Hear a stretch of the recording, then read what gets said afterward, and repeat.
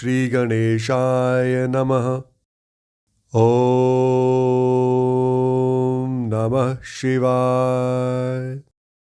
मैं अभिजीत शर्मा योगिक स्वाध्यायम के हमारे पॉडकास्ट शिव पुराण विद अभिजीत में आप सभी का हार्दिक अभिनंदन करता हूं। तो चलिए आज हम अपने अगले एपिसोड को आरंभ करते हैं। आज हम शिव पुराण की दूसरी संहिता रुद्र संहिता के 5वें खंड युद्ध खंड के दूसरे अध्याय से आगे बढ़ेंगे। दूसरा अध्याय, जिसका शीर्षक है तारक पुत्रों के प्रभाव से संतप्त हुए देवों की ब्रह्मा के पास करुणा पुकार, ब्रह्मा का उन्हें शिव के पास भेजना, शिव की आज्ञा से देवों का विष्णु की शरण में जाना और विष्णु का उन दैत्यों को मोहित करके उन्हें आचार भ्रष्ट करना। यहां सनत कुमार जी कहते हैं कि हे महर्षि, तदनंतर तारक पुत्रों के प्रभाव से दग्ध हुए इंद्र आदि सभी देवता दुखी हो परस्पर सलाह करके ब्रह्मा जी की शरण में गए। वहां संपूर्ण देवताओं ने दीन होकर प्रेम पूर्वक पितामह को प्रणाम किया और अवसर देखकर उन्हें अपना दुखड़ा सुनाते हुए यूं कहा। देवता बोले, हे धात, त्रिपुरों के स्वामी तारक पुत्रों ने तथा मयासुर ने समस्त स्वर्गवासियों को संतप्त कर रखा है।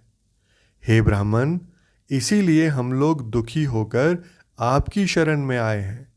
आप उनके वध का कोई उपाय कीजिए जिससे हम लोग सुख से रह सकें।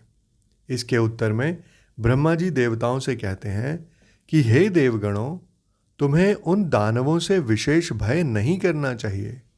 मैं उनके वध का उपाय बतलाता हूँ। भगवान शिव तुम्हारा कल्याण करेंगे। मैंने ही इन दैत्यों को बढ़ाया है, अतः मेरे हाथों इनका वध होना उचित नहीं है। साथ ही त्रिपुर में इनका पुण्य भी वृद्धिगत होता रहेगा। अतः इंद्र सहित सभी देवता शिवजी से प्रार्थना करें। वे सर्वाधीश यदि प्रसन्न हो जाएंगे तो वे ही तुम लोगों का कार्य पूर्ण करेंगे।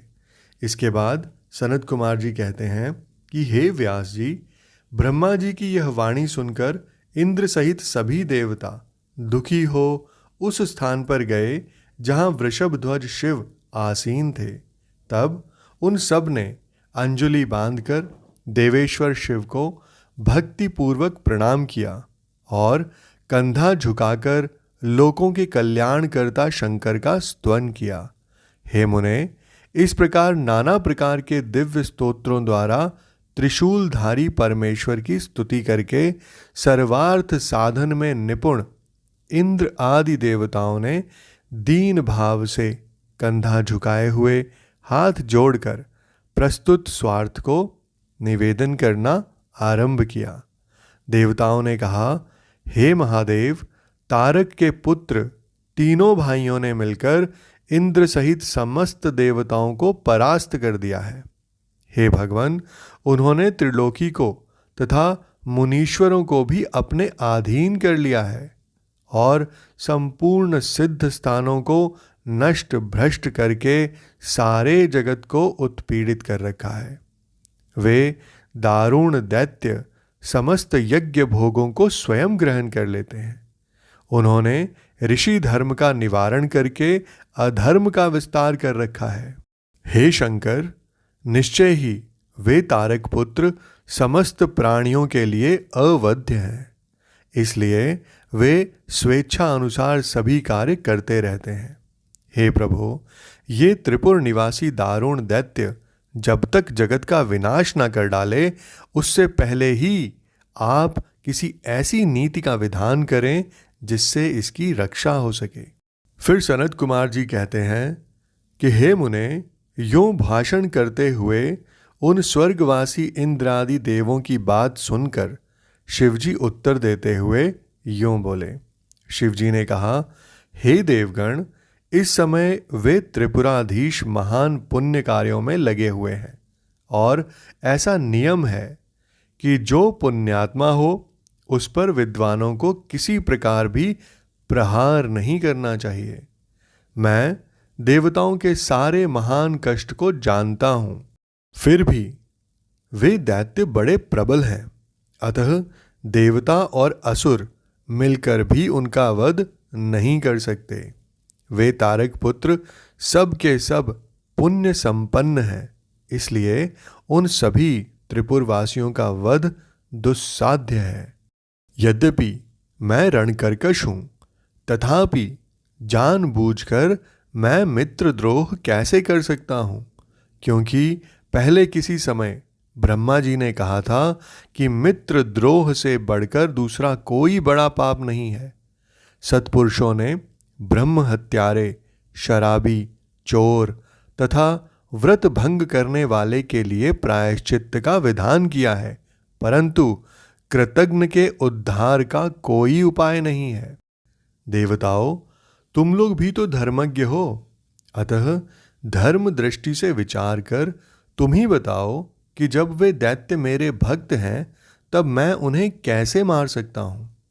इसलिए हे अमरो, जब तक वे दैत्य मेरी भक्ति में तत्पर हैं तब तक उनका वध असंभव है। तथापि तुम लोग विष्णु के पास जाकर उनसे यह कारण निवेदन करो।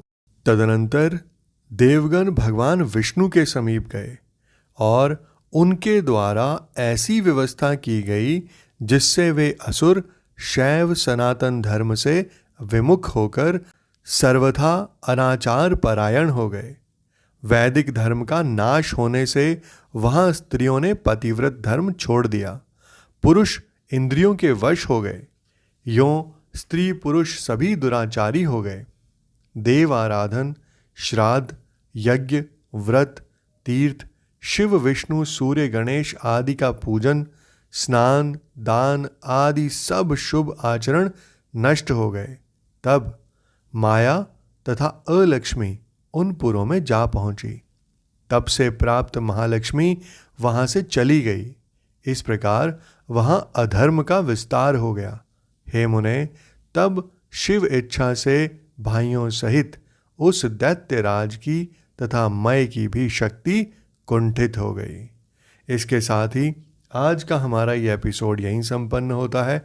मैं कल फिर आप सबके समक्ष उपस्थित होऊंगा हमारे अगले एपिसोड के साथ। आप सभी का मुझे इतने धैर्य एवं ध्यान से सुनने के लिए बहुत बहुत धन्यवाद।